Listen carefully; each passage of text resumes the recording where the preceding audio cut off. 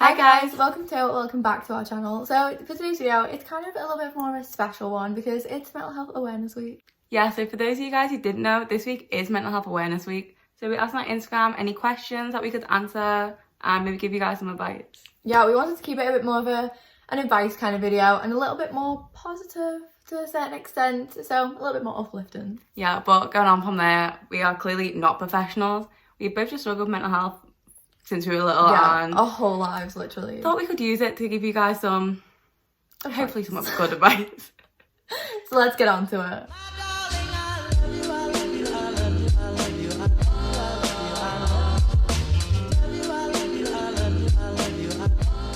So we all want to keep this video a bit more light, and we might go into deeper videos in the future if you guys would like it and when the time is right for us to do so. But in today's video, there will be a trigger warning for emetophobia, but saying that, this is something we both struggle with, so we will be going about it in the easiest way that we can. So if you do struggle with it, yeah, we're not going to be going into any big details, but no, just for anyone who struggles, but we'd give you a heads up before we get into it. Yeah, but as two people who do struggle, we will try and talk about it in the best way.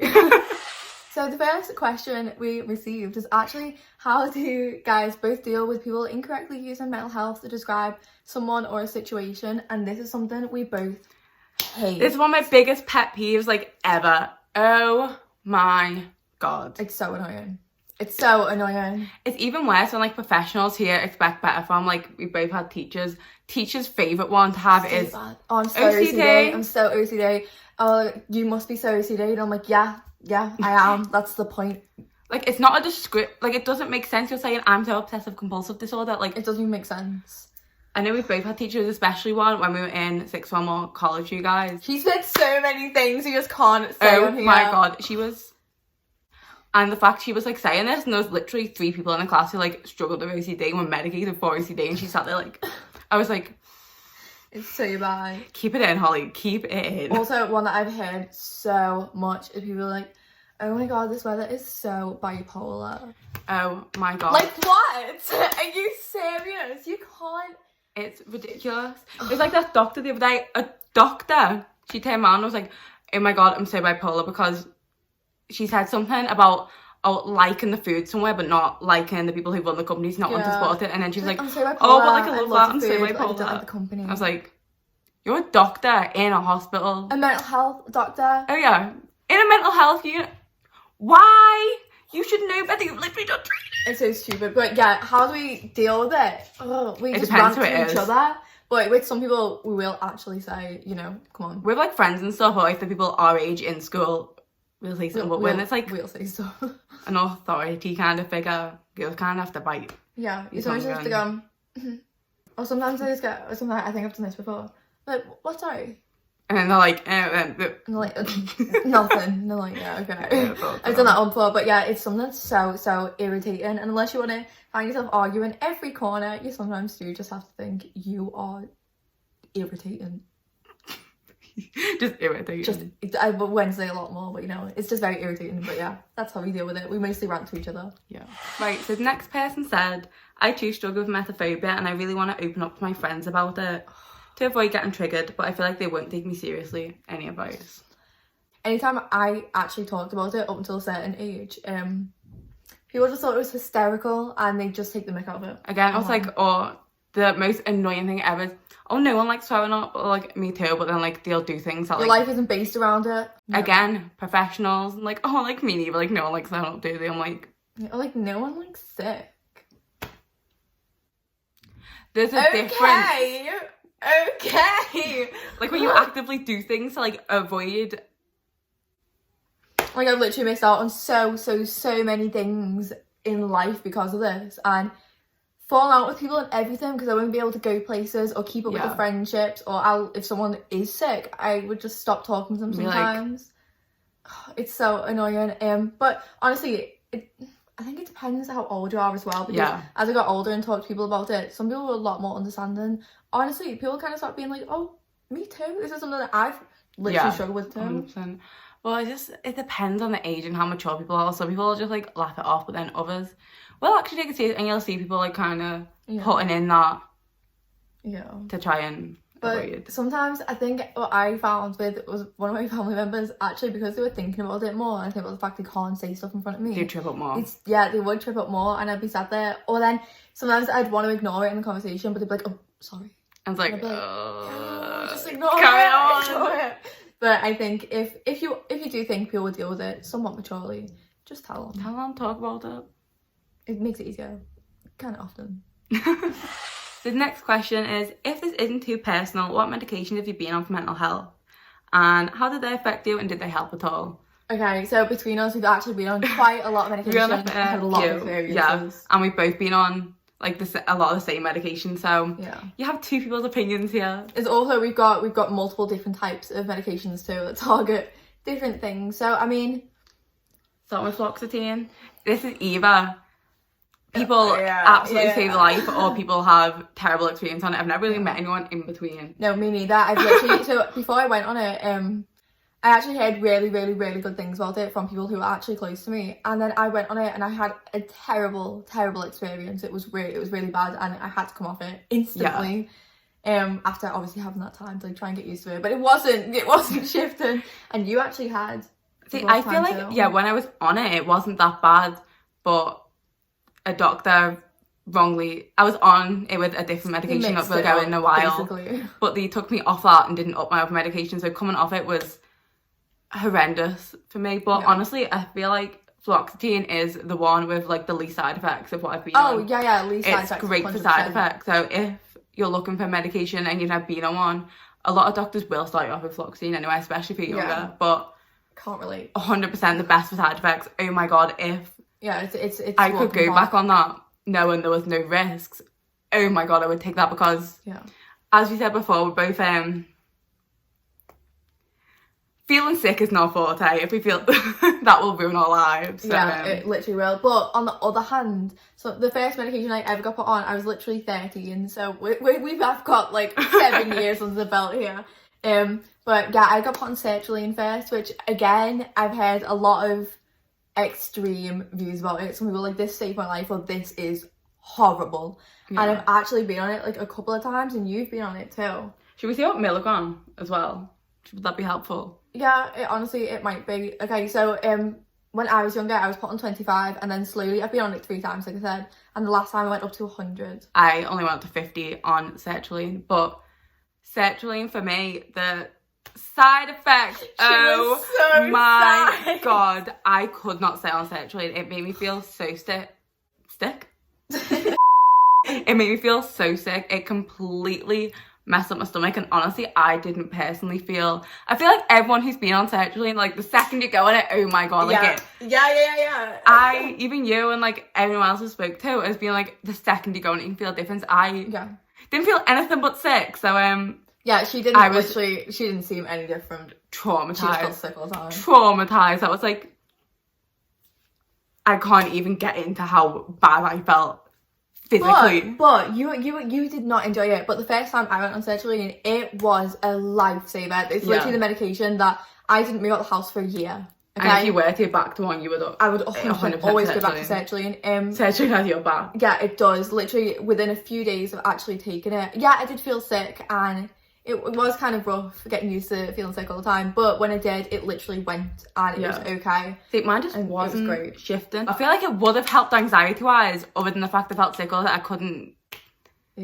leave and go out places because I felt sick. It can be rough, but also it does numb you off a bit. It does cut you off a bit from the world, and at the time I needed that great, but the second and third time I was like, this is not the time to not be able to feel the world. And then I went up to 100, and I actually got really tachycardic on it. Yeah, so your heart rate was ridiculous all the time, and it was really messing it up. So I had to come down, and then I was like, But sertraline, I think, is the only one out of the group that you go back. I don't think I'd go back to it. I'd go back to it in a heartbeat. If it wasn't certain side effects, I'd maybe the next one, which we're going to go on to, I'd go back to, but sertraline is, I know for me, Beth, I'm quaking over here, sertraline's like the love of her life.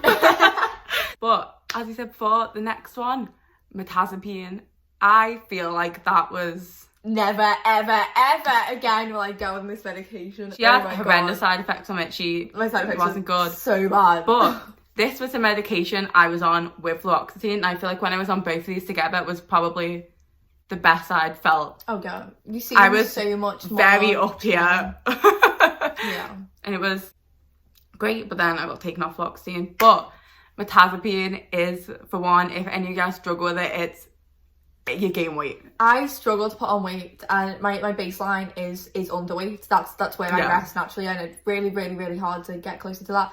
But on mirtazapine, I was at a healthy weight. I gained it back, and it was great, and I loved that side of it. Because I was like, can't relate. I was like, I see him, because I don't like it when I get a little whatever. But anyway, and I was like, I look a bit better for this. And then the side effects were so bad, and I was so sick, and I had to come off it. Yeah, but I feel like your stomach was messed up because you switch at the point of going on mirtazapine. I'd be on like 5 different medications. You were switching a lot at this point between what you were going on. Yeah. So I feel like it wasn't. I feel like if you went on it now, it wouldn't be as bad. Oh, I think it would be. It was horrible. It was horrible. I would never go on it again. But mood-wise and what it was actually being used for, it worked. It was great. It also makes you a lot more sleepy of a night time. So if you struggle with sleep, oh my god, I remember the first time I took it. If you don't know, we have exotic animals, and we were in the animal room, and I was like falling asleep as we were like putting them to bed. Yeah, me. It was the first time I fell asleep in front of you. Yeah, I was like, that was like when we first got together. We were both the on video. That then. That was not getting put in. What milligram mirtazapine were we on? I didn't even remember 30, what it goes and then the side effects were so I think bad. I went up to 32. But if it wasn't for weight gain, I would probably go on mirtazapine again. I had no other side effects. I wouldn't dream of going on it again. But moving on. Wait, that's a lie. What? Sorry, I went up to 50 with mirtazapine. Oh yeah, it was like a week, wasn't it? It was a couple. Are you sure? Yeah, and then I went sertraline when I came off that. Because I was like, yeah, I'm not gaining any more weight. Absolutely not. Next one, citalopram. If any of you guys follow us on Instagram, you'll know there's a recent situation where Holly's mental health rapidly declined, and this was due to this medication. Yeah, I hadn't been on antidepressants in like a year and a half. I think maybe nearly 2. It was coming up to 2 years. Yeah. And I was like, you know what? I need something, but I don't want to have any of the other 3, because I think they talk about coming off fluoxetine, weight gain with mirtazapine, feeling sick on sertraline. And I was like, what else can I be prescribed through a GP without going to see a psychiatrist? Also, citalopram's a very common one. Yeah. I was like, I don't want to deal with going through a psychiatrist. Let's just GP. Okay, citalopram. I was like, great, I'll try it. Oh my god, but she actually didn't notice anything negative. Yeah, at the time, I didn't notice. But I did, and I remember I was literally thinking to myself all the time, and I actually mentioned it to you a couple of times. Yeah. She was not herself at all. Any part of her brain that was trying to rationalise or reason, or even the way she was with me, she was very cold. Like, always cold. She was so removed from me.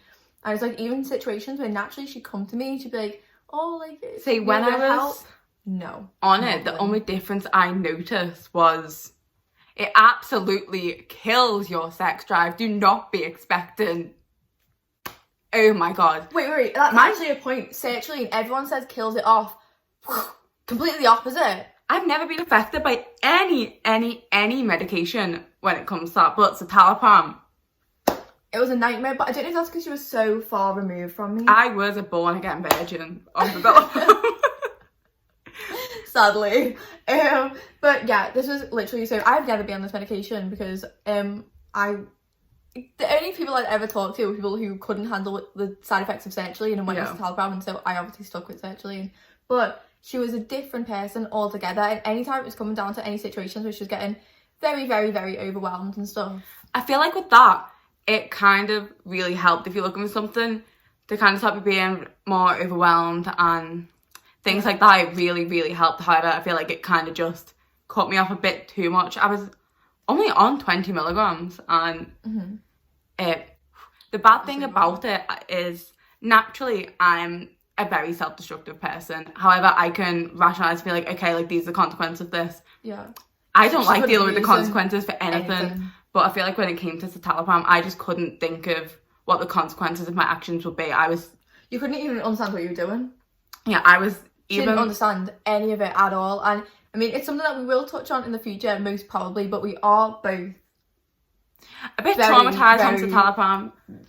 It's just not good. But I feel like if you aren't a self-destructive person, it could work. It could work, especially if you're looking for something to like start with being, well, I'm just now, you're probably not going to have any sex drive. Ever want to do anything. But I feel like it could have worked. You know, I feel like the potential was there. It was. It's just also the people who I have known who've been on it are not self-destructive much, and so they've kind of been fine. We've known 2 other people and they found it fine. It just coming off it, sickness is bad. Yeah, makes but you when you're on it, it's absolutely fine. But coming off it was probably the worst physically I've been. But yeah. 100%. She literally was wiped out for like 2 my health weeks. was also kind of declined anyway from action from 𝕊𝕠𝕔𝕚𝕒𝕝𝕤. So wouldn't recommend this medication, but also would at the same time. If you're a self-destructive person, don't do it. Don't even bother. Run away from it and go on something else, because it's just no. Obviously, with all mental health medications, the risk it is like it's huge. Yeah, it is.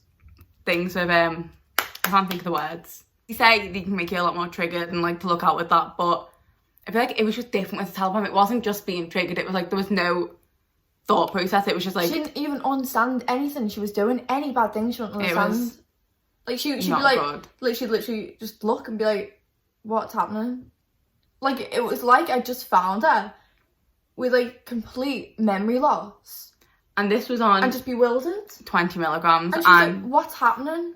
It was weird though, because I'm not normally affected by, and it normally takes a high dosage of I am. anything for me to, my body just doesn't respond much. Yeah, but it was only on 20 and I was like, gone. No, she seemed like a completely different person, and it was horrible. It was really horrible, and she literally seemed so lost by the end of it. But it's out of my system, and she seems a lot Thank more God, I was so done with feeling sick. It was not fun. So we honestly went on kind of a really long rant there. But there you go, there's the information if you're wanting it or you need it. But literally everything's so individual. Yeah, obviously everyone's completely different. That's just our experience. You could have an amazing experience on something we hated, or I was about to say a horrendous experience on something we loved, but I have never loved one. You kind of essentially, but also love-hate relationships sometimes. So anyway, everyone's their own person. It just really depends. Speak to your doctor about it. Don't mess around with them on your own, going up and down with doses. Don't trust us. Don't. Make sure your doctors know everything and just think about what you're doing. So the next question, well, I think it's more actually just like a statement, is that someone said they were struggling with the mental health and they want to get help, but they don't know how to bring it up to the parents.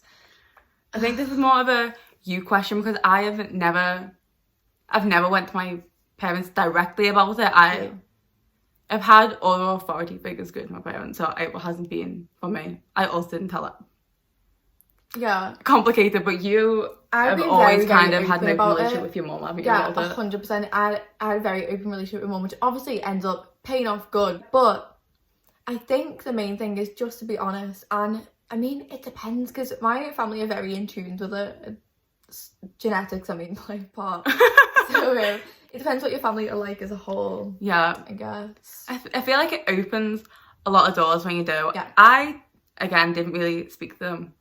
Basically, long story short, my gymnastics coaches found out I wasn't good and told my mum behind my back, and then my mum told my dad, and then they kind of talked to me. I am a very close-off person, especially when I was a teenager. It was like, no one would, I would just sit there and be like, yeah, no. But I feel like once, like, your parents or whoever's looking after you knows, it opens a lot of doors, because then you can, I don't know about, yeah, it's like, I then got taken to a GP, and then you're on there through different, depends who you are. If you're in the UK, it's constant access, which... Anyway. Hello video. Again, some people have good experiences. But yeah, I mean, as well, I think one of the main issues was I obviously opened up about it over time, but I was referred to the hospital for sleep when I was like 6. Yeah. And from then on, they were like, okay, is this anxiety? Is there more to it? Let's investigate this. So I investigated everything, and whatever, treated me for whatever they wanted to say was wrong with me. But from then I was very open, because it was like, okay, why isn't she sleeping? I was getting investigated, but it actually led to stuff like private therapy, types of therapy that aren't available under the NHS, that were also shite for me. And it was good. It was good, and it helped because mum talked to the school when the school I was like, where is she? Yeah, that is one of the best things that helped. You then get, like, I feel like you get a bit more leeway then with a case of if you're off school. Also, like, my mum could go into school and be like, look, this is what's happening, where in the past, if the school had rang, she would have been like, well, like, she's like off sick, like, yeah, literally, it wasn't believable. And like, you would probably, like, you end up at school, if you're saying it off sick all the time, you're getting in trouble, but... Yeah, it just looks like you're just, like, having someone off. to speak for you as well. Yeah, I think just go to them, just be honest. Yeah, just, even like, if it's just an adult you trust, like, with someone who can get it, because obviously if you're under, I don't know what age you can start making doctor's appointments at on your own, because I still don't do it, but you can take that step to get somewhere, and because if you haven't talked to anyone, you're probably like, what the hell is wrong with me? Like, I don't know. With that can also come, it can be a very lengthy process, but it can then get a diagnosis out of that, and then you can figure out what to treat or like how to manage, and just a lot more comes with it then. Yeah, and as well, do it as soon as possible, because certain things I wish I would have talked about earlier would have been so much easier. Literally. Especially for you. Yeah, oh my god, at the minute I'm in a situation now where it's like, oh my god, if this would have happened when I was younger, yeah, it would have been a lot better. I would be in such a better situation now than I am now. So much better. Past a certain point, a lot of stuff is also like coping and stuff. It comes... You build up really bad habits, and habits are stubborn. Yeah, and if you get there in younger, the younger you are, the better. Yeah, 100%. But also, something you could do, if you weren't comfortable going, okay, this is what I'm struggling with, you could say, have you ever felt like this? Yeah. Or have you ever experienced this? Just go with something like that. And you also don't have to go into like huge details. You can kind of be like, oh, like I'm kind of struggling, like kind of need a bit of help, bit of support with this, and just say whatever you're comfortable with and kind of go for they're saying. Just read the situation, but good luck. Yeah. So the next person said, I struggle really bad with OCD. I'm wondering if there's anything to help. Yes. As someone who has dealt with nearly every aspect of OCD, I mean, you've got the cleaning, you've got the bleaching, you've got the light switches, you've got the intrusive thoughts, the images, you have everything. And I mean, the main thing that did help me, honestly, was medication and time to understand myself and how I work. Going back to medication, sertraline is one that is commonly used for OCD. I feel like, honestly, I forgot to touch on that actually when we were talking about sertraline. If intrusive thoughts and like patterns and repetitive behaviours is something you struggle with, I feel like, honestly, sertraline did help a lot with that. Yeah, there's certain things that, oh my god, I drain the life out myself with them, but that just really eased them down. Calm down, ease them. Yeah. But honestly, I've completely forgot about that. Sertraline, when it comes to like rituals, really does kind of bring them down. Yeah. After coming off it, there were so many things I had literally completely forgotten I'd ever done. Oh my god, yeah. Coming off sertraline, like, hit me in the face. I'm like, I haven't missed you. Literally. But therapy wise, obviously, not obviously, but CBT is used again a lot for it. And sometimes, depending on what it is, exposure therapy, and I feel like that was a lot more beneficial with you than CBT. Yeah. I did go through a rough few sessions of I say few, it went on for ages, but honestly, the whole thing a lot, and it was terrifying. Yeah. I could not be in the room while it was during the very start of lockdown, so I could not be in the room for this. Oh my god, how you done that was... Oh no. Time we go back to like, bitch, you're not gonna do more than like 2 sessions, like just stop. Also, we've both done hypnotherapy, which some people swear by it, but I literally fell asleep in the session, and not in like a good healing way. Honestly, I feel like hypnotherapy is the only full course I've completed. That's not good. I don't know if that's a good thing or a bad thing, but it didn't... It's not a good thing. Yeah, it was weird, but it was also... She actually didn't know what was actually wrong with me. She just like thought... You know, I'm not even gonna say it, but... No.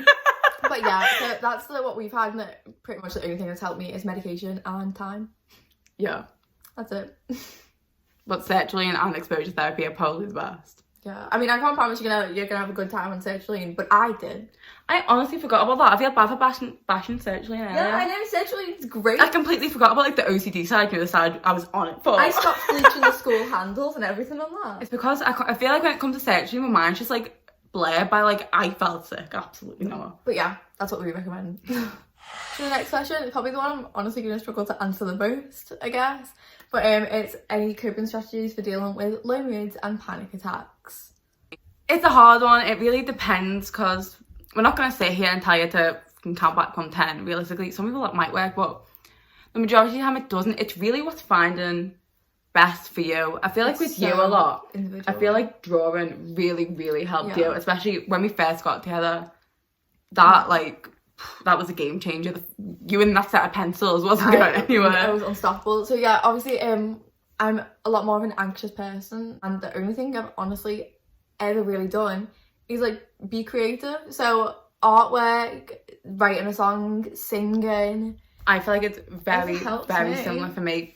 For both, if I'm like feeling a little more low or I'm more anxious and I'm like, say, in a panic attack, whatever, I feel like music. Just put your headphones in. Yeah. Having a good sing. You just get in them lyrics. Oh my god, just putting music on. I feel like that is completely, like, or even the time it's like I'm more trying to get myself to do something, because obviously you're just sitting down if you listen to music or walking around. But like playing piano, playing ukulele, like it just... Yeah, it helps so much. And it gives something else to concentrate on. It gives you something to put energy into. Yeah. Also playing games, certain games, if you've got to be really, really something to concentrate on. I feel like especially when it's more the low mood side of it, find something you need to concentrate on. Find something maybe new to learn.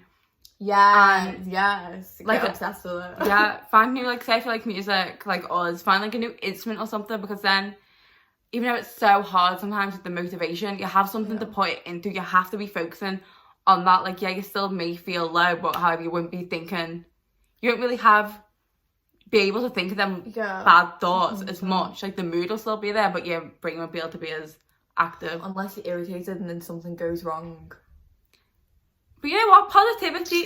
most of the time it ends up paying off, and then it's like you get a little bit of satisfaction back, and you're like, okay, we can work with this. When it's anxiety, I'd definitely recommend just sticking to something you know is going to be a comfort to you, but like a comfort movie on, or a music. Comfort show. Yeah. But one that's interesting. It's like certain plot twists you've forgotten about.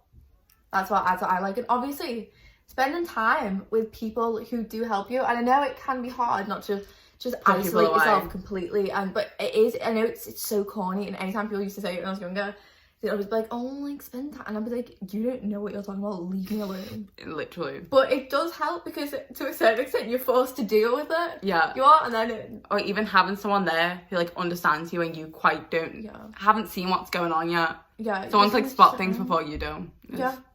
100%. So we'll just talk to each other and be like, okay, do you want to do this? Do you want to do that? Because we'll know what works best for each other. Yeah. So you know what? Let's do this. But I don't want to. We're doing it. Get someone who pushes you. Yeah, 100%. So that's all the questions we're going to answer today or talk about today. Hopefully you guys could pick something useful out of this. I know we both have a tendency to gab on a lot. Yeah, it's just completely useless. But you know what? It's even just having people who, it's like, oh my god, like other people deal with this too. Yeah. Like, yeah, a lot of people. A lot of people. A lot more than you realise. That's another thing. Like, as soon as you start talking about it, you realise how many people actually do. Yeah, they're like, struggle with it around you. It's crazy. Yeah, that's the way it is. But we hope it was somewhat helpful, and we'll obviously do more of these in the future, and maybe go a bit deeper in some of them. Whatever, we'll see what. We'll see how we're feeling at that point. But a lot of times we say this in literally most videos now, but this is where most of our videos stem from. If you don't already follow us on Instagram, it is down below. It's the same as our TikTok as well. Beth and Holly with an extra Y at the end of Holly. But we post a lot on our stories about all things. And just like life updates and everything, or very interactive on there. So definitely go check it out. I feel like we talk about mental health a lot more on there as well. So. Oh yeah, we do. We rant about it often. So we hope you enjoyed watching today's video. If you did, make sure to leave a like and a comment down below, and even just talk to us. Like, what do you guys get any help out of this? What do you guys experience? Yeah. Or if you guys have any advice or answers from these questions, leave them down below. Help some people out. Yeah, or any more questions. And also, if you want to be notified the next time we post, which is honestly a really funny video. I'm not even joking. I'm so excited for the video after this. Same. Make sure to subscribe and hit the notification button below. So thanks for watching. I will hopefully see you next time. Bye. Call it spring, like everything is new. The sunburst flowers calling on warm days overdue, but I